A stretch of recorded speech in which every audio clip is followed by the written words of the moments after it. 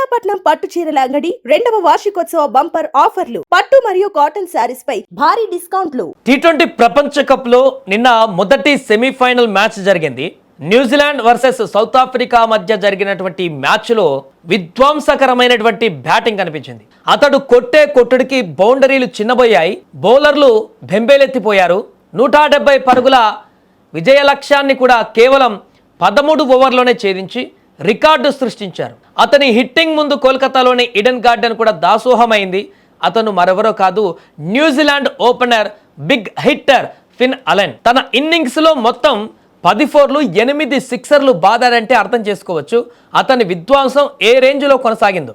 కేవలం 33 బంతుల్లోనే, వినండి మరొకసారి, 33 బంతుల్లోనే సెంచరీ బాదేసి టీ20 వరల్డ్ కప్ చరిత్రలోనే ఫాస్టెస్ట్ సెంచరీ రికార్డును తన పేరిట లిఖించుకున్నాడు. ఈ మెరుపు ఇన్నింగ్స్తో అలెన్ తన జట్టును దర్జాగా ఫైనల్కు చేర్చడమే కాకుండా ఎన్నో ఏళ్ల రికార్డులను తుడిచిపెట్టేశాడు. ఇక ఫిన్ అలెన్ అయితే ఈ ఇన్నింగ్స్లో మరో ఆసక్తికరమైన విషయం ఏంటంటే, అలెన్ కేవలం బౌండరీల పైన కాకుండా సింగిల్స్, డబుల్స్ తీయడంలోనూ చాలా చురుగ్గా వ్యవహరించాడు. అతను ఆడిన 33 బంతులలో కేవలం 4 బంతులు మాత్రమే డాట్ బాల్స్ కావడం విశేషం. అలెన్ లాంటి హిట్టర్ ఇంత తక్కువ డాట్ బాల్స్ ఆడడం ఒక రికార్డుగా చెప్పుకోవచ్చు. అయితే ఈ విషయంలో Team India run machine Virat Kohli నెలకొల్పిన ఒక అరుదైన రికార్డును మాత్రం అలెన్ అందుకోలేకపోయాడు. టీ20 వరల్డ్ కప్ సెమీఫైనల్ లేదా ఫైనల్ మ్యాచ్లో కనీసం 30 బంతులు ఆడిన బ్యాటర్లలో అత్యంత తక్కువ డాట్ బాల్స్ ఆడిన రికార్డు విరాట్ కోహ్లీ పేరిట ఉంది. 2014 సెమీఫైనల్స్లో సౌత్ ఆఫ్రికా పైనే కోహ్లీ 44 బంతులలో 72 పరుగులు చేసినప్పుడు కేవలం 3 డాట్ బాల్స్ మాత్రమే ఆడాడు. ఫిన్ అలెన్ 4 డాట్ బాల్స్ ఆడడంతో కేవలం 1 బంతి తేడాతో విరాట్ రికార్డును సమం చేసే అవకాశాన్ని త్రుటిలో కోల్పోయాడు. అయినప్పటికీ వరల్డ్ కప్ నాకౌట్ మ్యాచ్లో అత్యంత ప్రతిభావంతమైనటువంటి ఇన్నింగ్స్ల జాబితాలో అలెన్ 2వ స్థానానికి చేరుకున్నాడు.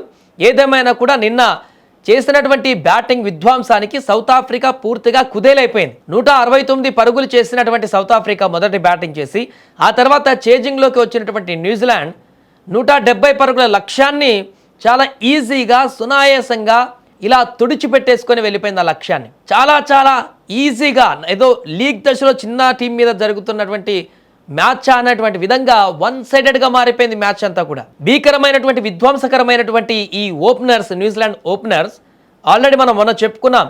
సౌత్ ఆఫ్రికా గెలవాలంటే న్యూజిలాండ్ ఉన్నటువంటి ఆ ఓపెనర్స్ని కట్టడి చేయాలి. కన్సిస్టెన్సీ లేదు వాళ్ళిద్దరికీ, కానీ వాళ్ళు నిలబడితే ఆ వచ్చేటువంటి విధ్వంసం వేరే రకంగా ఉంటుంది. సౌత్ ఆఫ్రికా ఇక సైలెంట్ అవ్వడమే అని చెప్పేసి అనుకున్నాం.